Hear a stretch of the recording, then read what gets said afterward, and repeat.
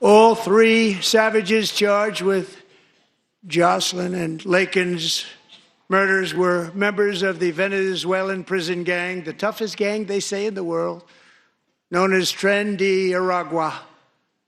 2 weeks ago, I officially designated this gang, along with MS-13 and the bloodthirsty Mexican drug cartels, as foreign terrorist organizations.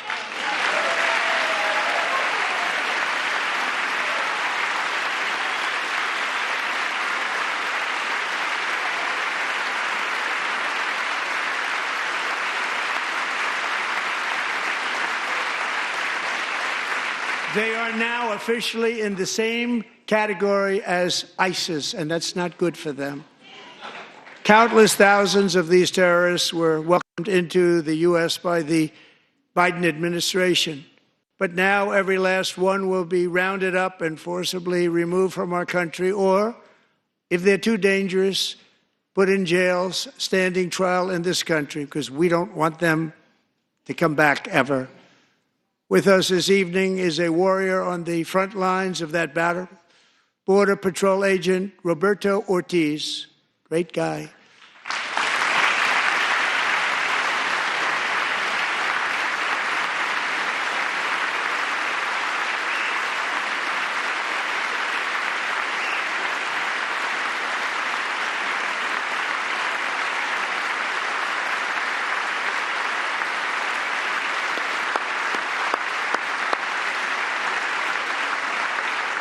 In January, Roberto and another agent were patrolling by the Rio Grande near an area known as Cartel Island. Doesn't sound too nice to me.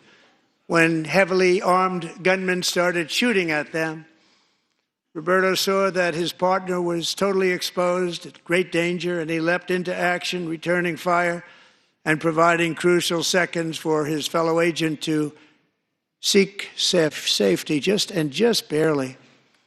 I have some of the prints of that event, and it was not good. Agent Ortiz, we salute you for your great courage and for your line of fire that you took and for the bravery that you showed. We honor you, and we will always honor you. Thank you, Roberto, very much.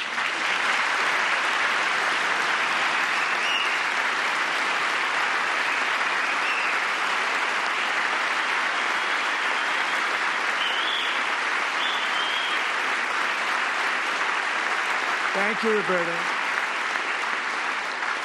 And I actually got to know him on my many calls to the border. He's a great gentleman.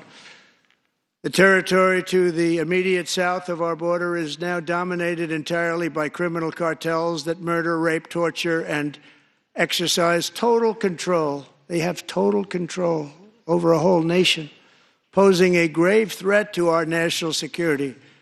The cartels are waging war in America, and it's time for America to wage war on the cartels, which we are doing.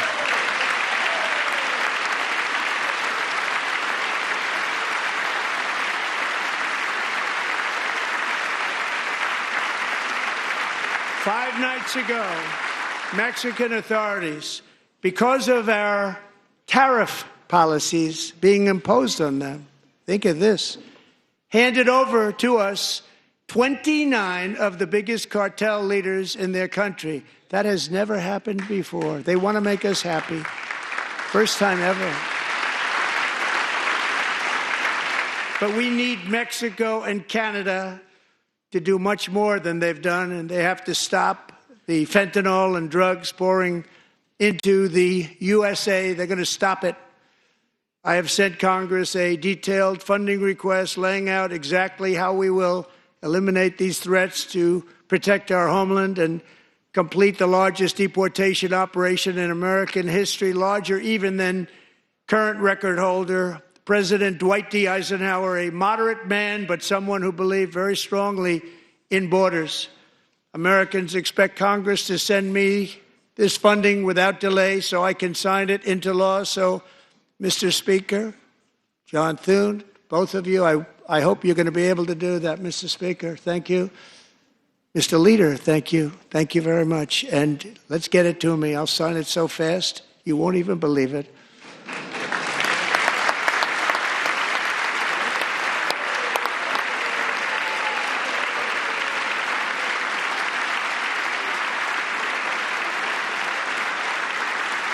And as we reclaim our sovereignty, we must also bring back law and order to our cities and towns.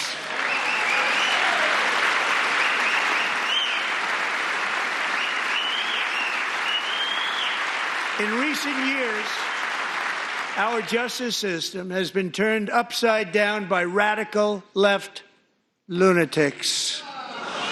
Many jurisdictions virtually ceased enforcing the law against dangerous repeat offenders while weaponizing law enforcement against political opponents like me. My administration has acted swiftly and decisively to restore fair, equal, and impartial justice under the constitutional rule of law, starting at the FBI and the DOJ. Pam, good luck. Cash, wherever you may be, good luck. Good luck. Good luck. So important. Going to do a great job. Cash, thank you. Thank you, Cash.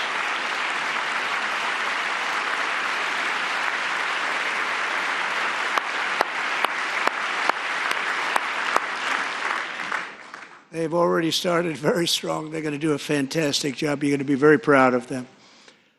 We're also once again giving our police officers the support, protection, and respect they so dearly deserve. They have to get it.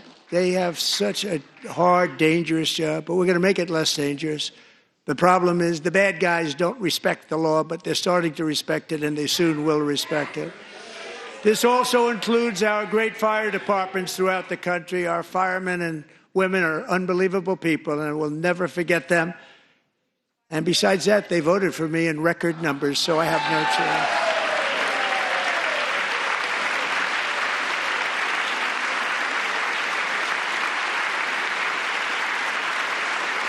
1 year ago this month, 31-year-old New York police officer Jonathan Diller, unbelievably wonderful person and a great officer, was gunned down at a traffic stop on Long Island. I went to his funeral.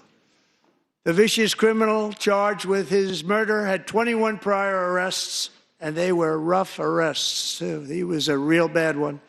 The thug in the seat next to him had 14 prior arrests and went by the name of Killer. He was Killer. He killed other people, they say, a lot of them. I attended Officer Diller's service, and when I met his wife and one-year-old son, Ryan, it was very inspirational, actually. His widow's name is Stephanie, and she is here tonight. Stephanie, thank you very much, Stephanie. Thank you very much.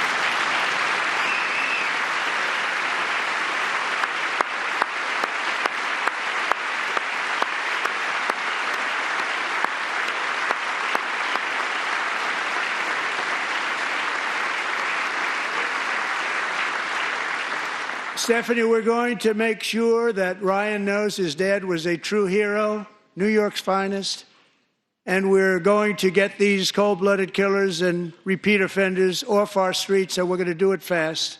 Got to stop it. They get out with 28 arrests. They push people into subway trains. They hit people over the head, back of the head with baseball bats. We got to get them out of here. I've already signed an executive order requiring a mandatory death penalty for anyone who murders a police officer, and tonight I'm asking Congress to pass that policy into permanent law.